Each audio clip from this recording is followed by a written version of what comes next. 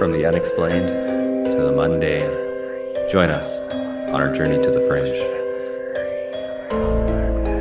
Hello and welcome to Journey to the Fringe. Now, don't worry about the Halloween episodes, at least. We got tons of ideas. So many ideas.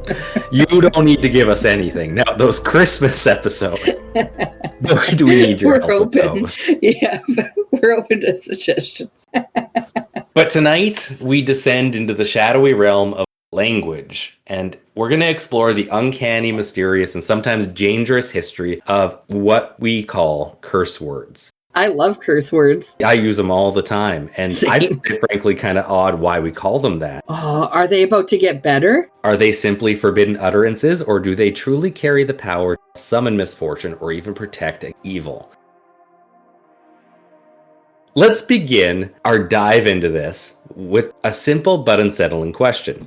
Chelsea, why do we call swear words curse words? I don't know, because they're fun. You would think, but it's just kind of funny that it's one of the few places where curses still come up in modern society. Yeah, I've never thought about it. It's one of those things.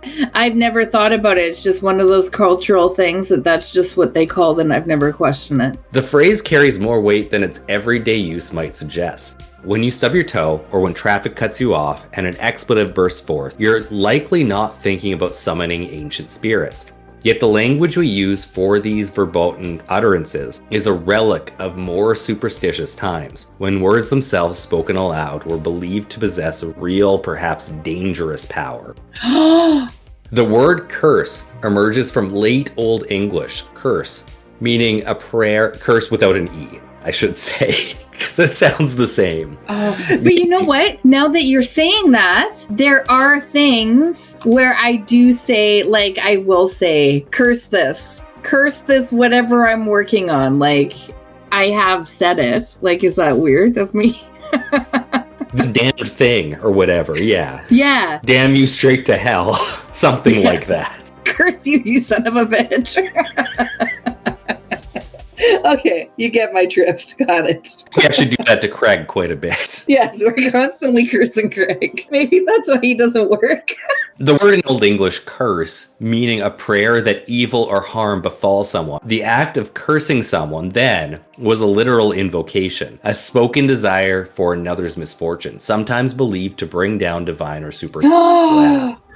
Later, by the 13th century, to curse had morphed into the use of profane or blasphemous language, words thought too potent or dangerous for polite society. And in American English, cuss is just a dialectical variation of the word. So cussing is the exact same thing, which blew my mind. This is all blowing my mind. But what connects blasphemy magic and the four-letter words we know today? To explore this is to journey into older, primal layers of culture, where language was an act of magic, binding, casting, a summoning. The spoken word and the magical spell, the curse and the cuss, were once the same ritual. Now, long before wizards and witches haunted the imagination, the human fear of language's power was shaping our vocabularies. One of the most striking examples of this lies hidden in the seemingly innocuous name of bears, which sounds weird, but picture yourself walking in the wild forests of ancient Europe. Okay. To the early Indo-Europeans who hunted, worshipped, and feared this formidable animal, the bear was more than a beast. It was a living threat, and it was believed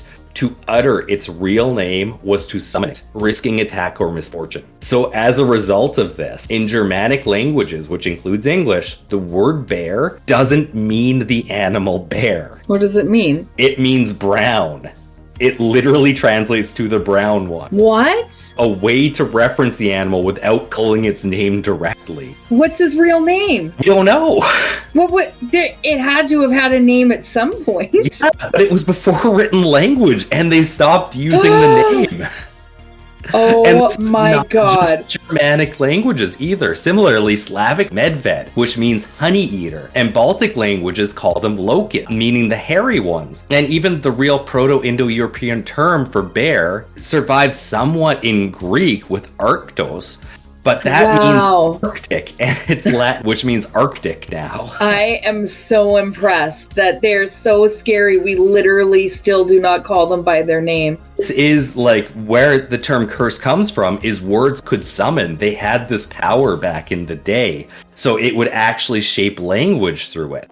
The taboo Wow. superstition is more than a linguistic game. It's a window into the world where speaking the truth, the secret name of a thing, a bear, a demon, even a deity, was fraught with peril. If a name can summon, it's in danger. I will say, I still believe that words have power because even at work, like you can't say out loud on a slow day that it's a slow day. You can't say it. Yeah, you jinxed us or something like that. Don't jinx it. Yeah, like you don't say it. Somebody said it the other day and I was like, you can't just say that. And then they jinxed us and then it got busy. Yeah. But I find that so crazy that like throughout most of Europe, we have no idea for bear because it just stopped being used. That's crazy. My mind is totally blown by that one. We'll get busy if you say it's quiet, so you can't say bear. Yeah.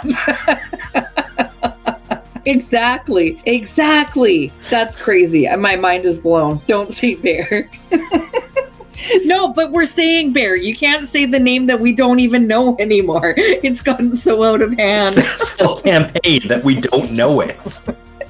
That's so crazy.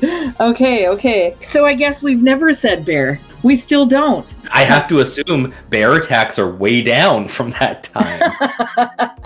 You gotta imagine they would be. Wow, that's crazy. Is this the end of the episode? Yeah. Bye. Okay.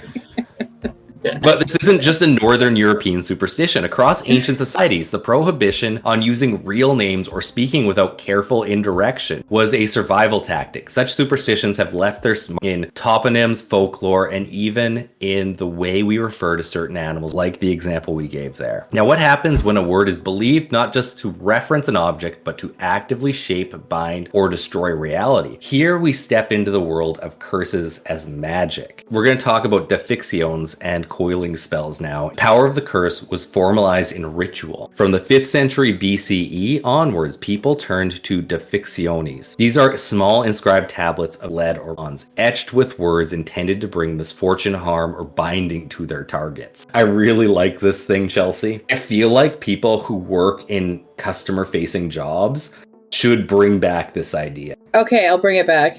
Basically, they're little pieces of bronze that you etch curses into for people. So these curses would be shockingly specific or entirely formulaic, invoking infernal deities or liminal gods, Hecate, Pluto, Persephone, or simply naming the victim, binding them with a string of gibberish or a list of the body parts to be afflicted. A few examples. This was found at a Roman bath. Dosimedes has lost 2 gloves and asked that the thief responsible should lose their minds and eyes in the goddess's temple. A curse from Germany. The human who stole Vario's cloak, may the worms, cancer, and maggots penetrate his hands, head, feet, as well as his limbs and marrows. What do you And think he did? Wow, that's pretty harsh. He stole Vario's cloak. Wow, that's quite the curse for stealing a cloak. I mean, cloaks were pretty valuable back in the day, That's and true. it could have been a really nice cloak. It might have been his life savings on that cloak. Yeah. And Yeah. a spell that found in Egypt, wrapped in a lock of hair in lead. I bind you, Athenodoros, daughter of Theodora, so that you cannot sleep or eat or find peace until you come to me. So very weird. That one seemed like a love spell. You gotta get your feelings out there. It was a love spell, but also it's a curse still, nonetheless. Yeah, love spells are curses. I feel like that should make a comeback, just as like something that you do to get your stress out from a hard day of talking to customers. And I hope nobody looks in my desk at work. Chelsea, why do you have all of these binded? Just a desk full of them. Why is there so much bronze in your desk? Don't ask, okay? Just glare at them and start chiseling. Throw another one in. Now, sometimes the words themselves inscribed on these were nonsensical mystic voices, basically, or palindromes like the Satyr Square. These were thought to be understood only by spirits or demons, lending supernatural efficacy to even the most ordinary acts of vengeance, which is actually where we derive some of our magic words like abracadabra.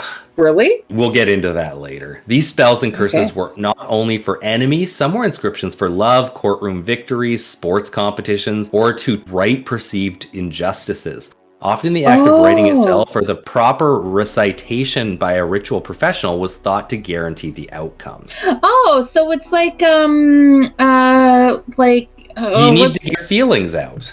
It's not just getting your feelings out. You can do that. Oh God, I can't remember of course it is. You put me on the spot for trying to remember something. I was just watching a Pauly Shore and he was talking about his journaling where he writes about what he wants to happen. Like, I can't remember what it's called. A promise? Is that what it's called? No, it's not Secret? a promise. I can't remember what the fuck it's called. But you talk about what you want to happen as if it's already happened so that it happens. That's still a thing. Positive affirmation, yeah. So, yeah, I mean, essentially, yeah. But, with maggots burrowing into people's eyes. Yeah, but they were using it for positive, like, court outcomes and stuff like that, you said. Yeah, they could. But it was kind of like making like sure the words curse. were out there would bring it out. Yeah, like manifesting. That's the word, manifesting. And that's the whole idea of the curse, is words have power, both good and bad. Like, when it first comes out, we think of curse as like bringing about a bear, but it's anything. It can bring about anything, not just the negative. That makes sense. If they have power, like, to manifest something good in your life, it would mean the same thing to manifest something bad. So I guess it makes sense. It's all very logical. It's still belief now. Yeah, we've said it several times now with examples. Yeah, we still do these things. We still don't say bear. We say bear, not the other one. We dare not speak its name. And hey, neither of us have been attacked by bears. So. It's true. As we're going through the history, you can see that there's a deep theme here that the words have power, and particularly names have power too. In folklore, you see this a lot of places. To invoke a name, especially of a supernatural being, say a Rumpelstiltskin from Germanic legend. Oh shit. Could bind it or banish it, but knowing and speaking a name could also bring doom. Cultures the world over are filled with name taboos, such as Ashkenazi Jews. Apotropaic names were given to sick children to confuse the angel of death. Alter, meaning old, or Necros, meaning not handsome, were given to these people to avoid the angel. Dear God. And across Not many handsome. societies, saying the name of a demon or the dead was forbidden lest it draw their presence. Huh. Even today, superstitions persist around unlucky name, with entire family lines burdened by cursed roots in the very act of naming, like the Kennedy curse or the avoidance of the name like Adolf throughout Europe. Do you think that's curse or just bad stigma around the name? Is there really a difference? Ah, that's true. This is all very philosophical. There was an entire era in feudal Japan where they gave people names that were terrible, like smells of rotting shit or something along those lines, just because they thought that the gods wouldn't be as interested in them if they had terrible names. Interesting. By the Middle Ages and Renaissance, the belief in magical potency of words had been systematized in grimoires, texts devoted to the practices of magic spells.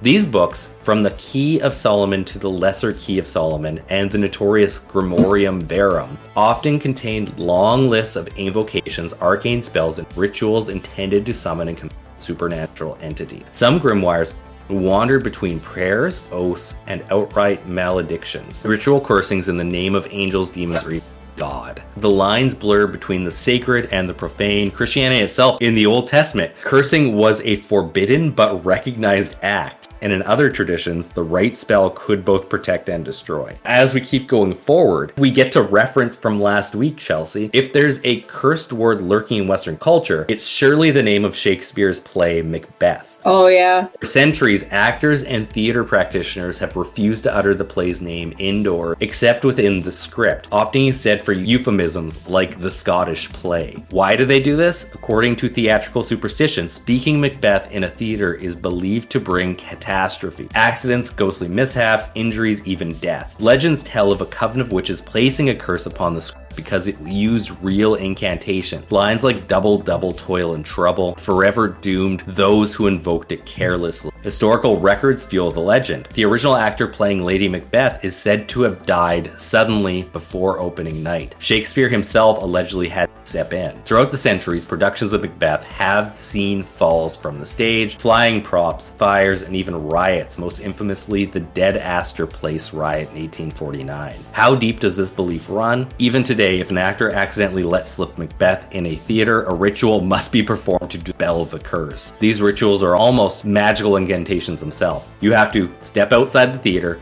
turn around 3 times, spit over your left shoulder, swear or recite a cleansing line from another Shakespeare play, knock and wait for readmittance. Wow. This tradition embodies the persistence of magic thinking, the legacy of cursed words, and the theater's enduring enchantment with the power of language itself. Now, spoken curses are not the only province of Shakespearean actors. The magical force of malevolent blessings, their positive counterpart, runs like a dark thread through global folklore. Some of the most notorious curses include the Curse of Pharaoh, the ancient Egyptian inscribed warning on tombs: anyone who disturbed the eternal rest of a king would be beset by misfortune, illness, or death. The legend reached fever pitch after the discovery of King Tutankhamun's tomb, when mysterious deaths among archaeologists fueled media hysteria. I believe we did an episode. I think we did too, yeah. Actually, it might be a Halloween episode. I think it was a Halloween episode, actually. Again, we're good on Halloween episodes, don't worry. The Bell Witch, the 19th century Tennessee Bell family, was terrorized by a supernatural entity, singing, cursing, even alleged poisoning the patriarch. The Bell Witch's threats and curses became a regional legend, speaking to American anxieties about evil gender unknown. The Hope Diamond, this stunning blue gem, is said to doom its owners to death and disaster, another echo of the ancient belief that objects too can channel powers of word, a curse, a wish. And familial curses. Many cultures hold stories of lineages blighted by ancient words of wrath, cursed for 7 generations by the indiscretions, real or imagined, ancestor. In these tales, the act of uttering, inscribing, or merely believing in a curse can reshape reality. Misfortune explained, tragedy given meaning, and chaos rendered understandable through the conduit of language. Of course, where there are words believed to wound, there are also words used to heal, to defend, to protect. Enter the realm of apotropaic magic, from the Greek meaning to turn away, the tradition of using words, charms, or rituals to ward off evil or supernatural attacks. Some of the most enduring apotropaic words and symbols include the term abracadabra, known today as the magician's stage word. Its origins are far older. In ancient Rome, it was prescribed as an amulet against fever and harm. Written in diminishing triangle, the word itself was thought to funnel the illness away. And satyr square, this 5-word palindrome, was inscribed on walls, amulets, and tablets across Europe as a guardian charm to reverse curses or repel evil spirits. Charms, gestures, and folklore rituals: spitting over your shoulder, knocking on wood, sweeping negative energy with a broom, wearing a hamsa or evil eye bead. Buildings too are often inscribed with a symbolic witch mark or daisy wheel. Written prayer and protective sigils, testimonies to the faith humans place in the written or spoken word's ability to shape destiny. Now, can you break or neutralize a curse with ancient and modern rituals? Curses and curse words are ancient, so too are practices of neutralizing. Diverse cultures developed entire systems, rituals, spells, and psychological strategies to defang the maledictions woven by word, will, or envy. I got one. Knock on wood. I think that's an incredibly common one in European background. I do it all the time. Common ones are cleansing rituals. A couple are bathing in salt water, using sacred herbs, and smudging with smoke features in many traditions to purify a space or person believed to be cursed. Breaking the cursed object. If a curse is tied to an object, destroying it, often with fire, water, or burial, is thought to end its power. Protective amulets and talismans. Wearing a cross, very Christian way, the Nazar or evil eye. That's to break curses? Oh yeah, the evil eye. Wearing a cross. Oh yeah, well, the cross protects you. Oh, I have an evil eye that I wear. And I always love the evil eyes to protect just the wanting eye of, and it is literally just like, I like the shirt, which would curse the shirt because it shows envy towards it. Huh. Interesting. Yeah.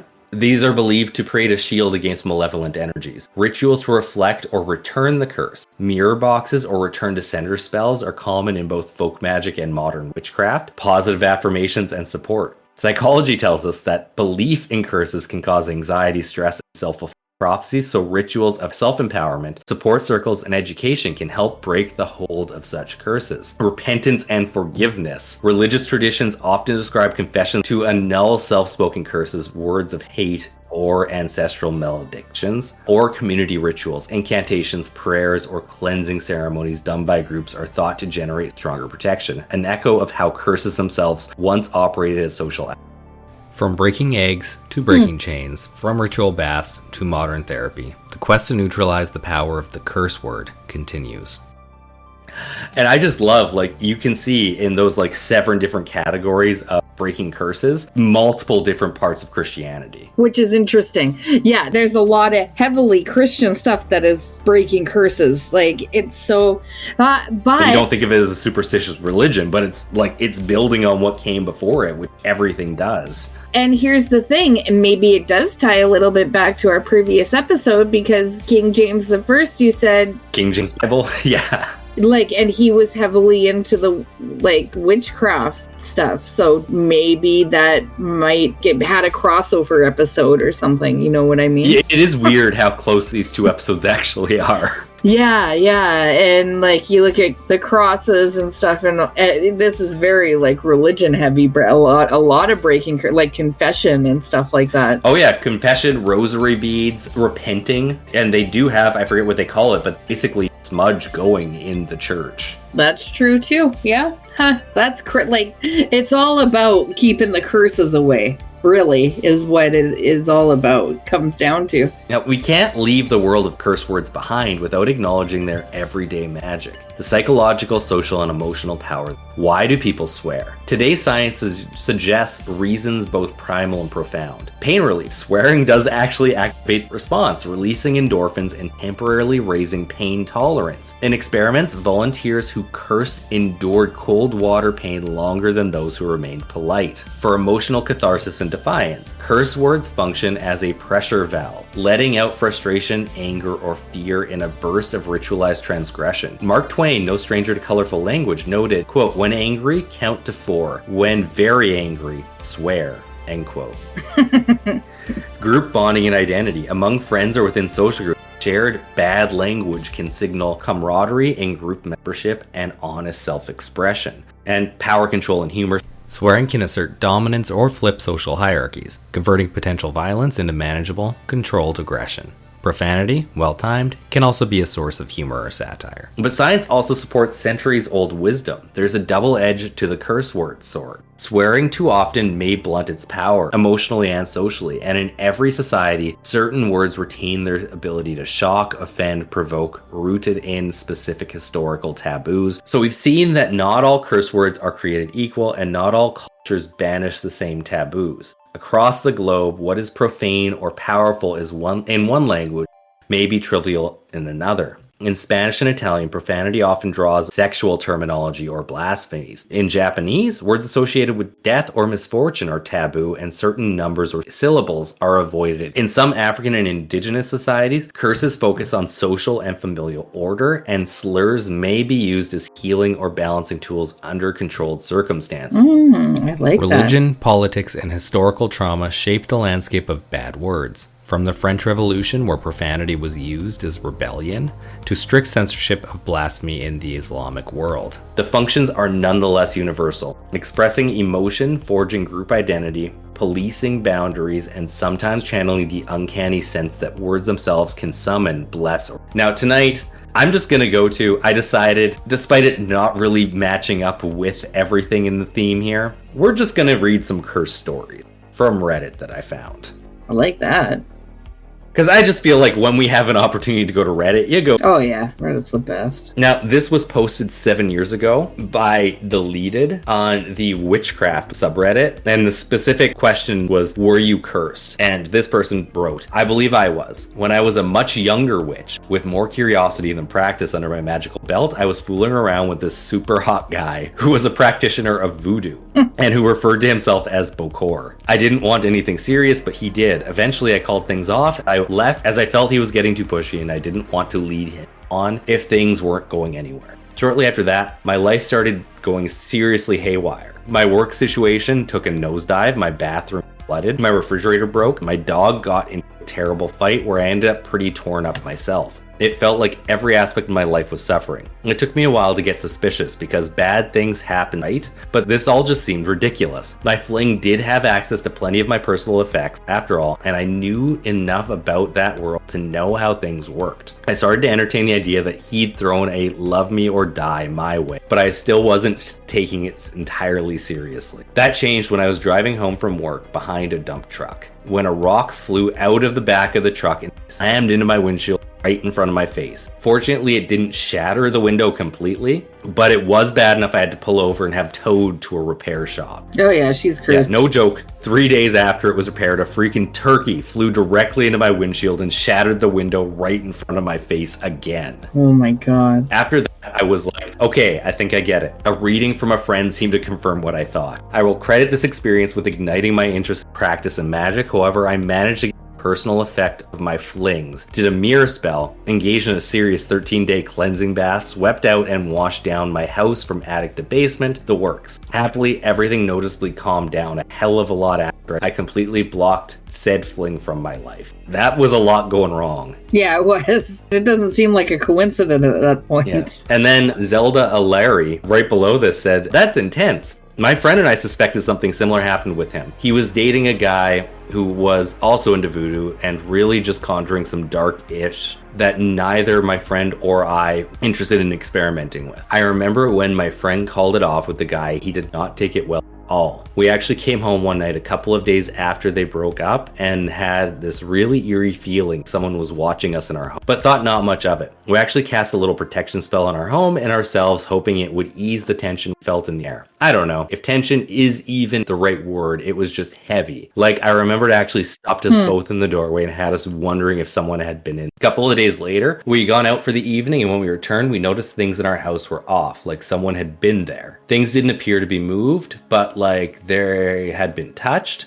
It felt like someone was recently there and they left quickly. Our doors were locked and our security system was still set, but we also noticed the heavy watching feeling wasn't there anymore. We chalked it up to our spell working and maybe we were just paranoid. Well, not even 24 hours later, my friend's life literally started falling apart. Everything from work to his health was affected and we were just at a loss. That's weird. He got into a fight with his boss, which came out of nowhere. He broke his wrist and then sprained his ankle. It was a disaster. We called in reinforcements and went to someone we knew through other witches who is far more experienced in their craft than either of us. She agreed he was cursed or that some sort of hex was placed on him. I mean, that's easy enough to do. Yeah, you're cursed. Just looking at you, you're cursed. And agreed to assist him. She removed the hex and told us to get in touch should anything further happen. Everything seemed to clear up and things went back to normal. But about 2, maybe 3 weeks later, that woman called my friend and asked that neither of us get in touch with her again. We never heard from her or the ex again.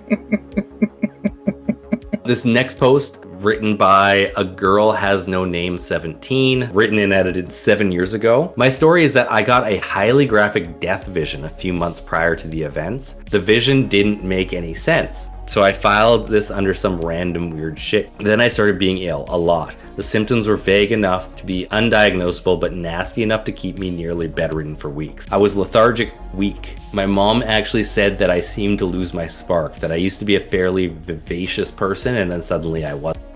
A couple months later, I was at my partner's place. I drank some whiskey, took a big-ass knife, and cut off my arm. I don't understand that. Then I just sat there calmly and watched the blood drip until my partner saw what was happening. I have no explanation for that. There was no real trigger. I don't have any major psychiatric conditions, and it's as if I was in a trance. I still have 3 scars on my arm. The next day, I sustained a major bodily injury out of the blue. The next day, I was found unconscious. This was pretty much the exact same thing I saw in my vision. My hands started shaking, realized, which took a while. Another week later, I developed a new set of genuine bizarre symptoms. Screaming in my sleep, laughing, hallucinating. My mom rushed me to the ER again. Believe it or not, I was still in denial. I am not suggestible. I am very strong-willed. I am tough and very resilient. I trust my instincts. I am very self-aware. I have wards in my apartment. I didn't think I'd truly wronged anyone. Another week, I came down with severe abdominal pain 24/7. Not the kind of pain I ever experienced before. At the point, I was seeking mystical help. An experienced shaman did a depossession ritual and said that my stomach was stuffed with snakes. The pain disappeared literally within an hour. I had a few decent days, but not so fast. Another few days later, I developed constant pain in my back, which spread like wildfire. Suffice to say, I spent the next 2 months wanting to climb up the wall from pain despite already being on opioids. The heavy-duty painkillers were not working. The ultrasound I insisted on showed nothing. I actually asked my best friend to look after my mom because I was pretty certain I was going to die very soon, as what I was feeling was very much akin to gradual systemic failure. I gave her instructions as to what to do with my few possessions of sentimental value. I was exhausted from pain, barely able to sit up, unable to find a pain-free position even in bed. But that time I felt like my life turned into an actual horror movie, since as soon as one problem got cleared, something new and medically inexplicable popped up. Another friend whose powerful energy worker got involved. The first time she did some work on me, she said my natural light energy. She kept working on it over the span of several weeks and things gradually stabilized. I'm finally feeling like myself again. Who did this? I'll never know. For sure, but my main suspect is an egomaniacal occult practitioner who pursued me last year, since he tried to break up me and my partner. I did not take kindly to that. I rejected him. Then I kind of forgot about him, but I guess he did not. That would probably be the person who did it, I would suspect. I found this one really interesting, posted by Lord Voldy O 6 years ago. Sorry, it's not me, but curses are a cultural thing in the poorest part of Serbia, so I have tons of family stories. So let's go back to the 80s. My grandma, who helps Serbian immigrants get settled in France, is helping this young woman. Her name is Anna. She's in her 20s, polyglot. I don't know what that means. Amazingly smart and goddamn gorgeous. She came to France to study languages, but didn't know anyone, so people sent her to my grandma. My gran does her job. She found her a nice job as an au pair for rich kids in the richest part of Paris, where she'll get free food and accommodations with a pay every month. So for years, everything's perfect. She gets her diploma in languages, gets a great job as a translator in the government, has friends, a boyfriend, all the stuff successful people have. Here's another detail I have to add. There was a little community of Serb immigrants in Paris. People started to talk, and some of these people got really jealous, and suddenly Anna went from a healthy, successful woman to the shadow of a human being in less than 3 months. 3 months of hell,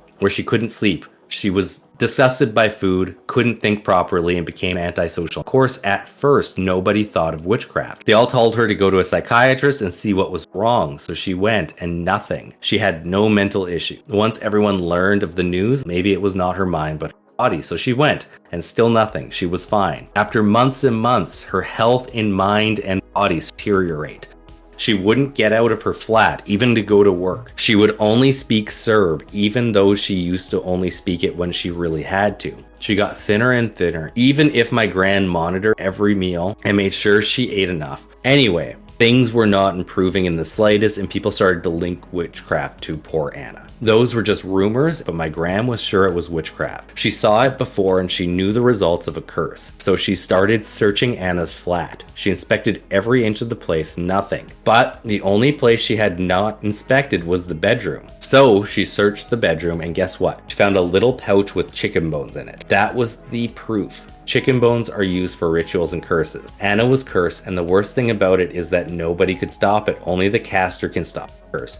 Of course, my gran tried to find who was the sick fuck who enjoyed destroying the life of a young woman, but she never found who did it. Very often my gran went to Anna's flat to inspect it, and more than once found chicken bones. Under the carpet, under the mattress. Anna moved, but it just followed her no matter what. She tried everything to get rid of the curse, but nothing worked, so she gave up and herself from the world completely. And after years and years, Anna's health got worse and worse, and she finally died at 32 in a tiny flat in the poorest part of Paris. I know so much more stories about lives being destroyed by petty revenge curses that I can only recommend. Some were bathed in witchcraft.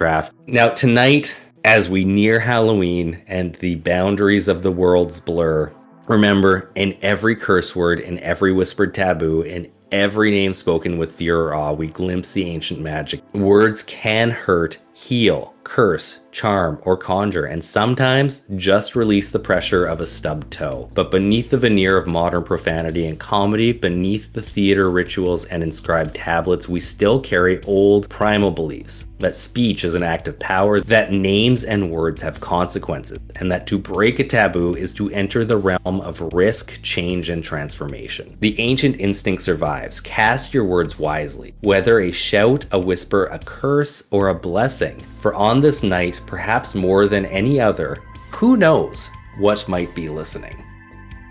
Chelsea, that is the episode. I learned a lot, and now I will curse with pride, as it is not only releasing the emotional baggage that comes with life, but it'll keep me clean from curses.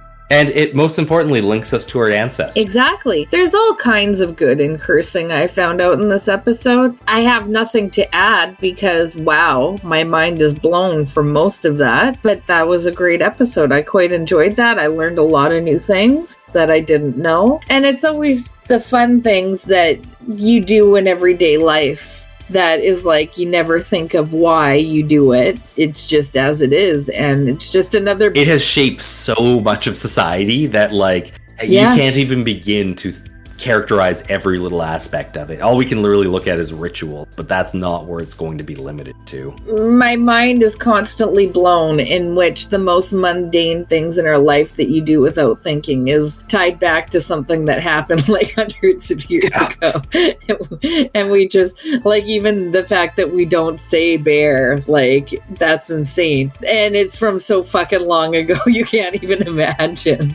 That just blows my mind. Yet here we are doing it every single day because that was a belief that was held so long ago. So those are my thoughts. I quite like that. That was a very nice Halloween episode. I'm glad you liked it. And with that, I have been Taylor, here with Chelsea. We are Journey to the Fringe. Thank you all for listening, and we'll see you next week. Fuck. That's a good way to end it.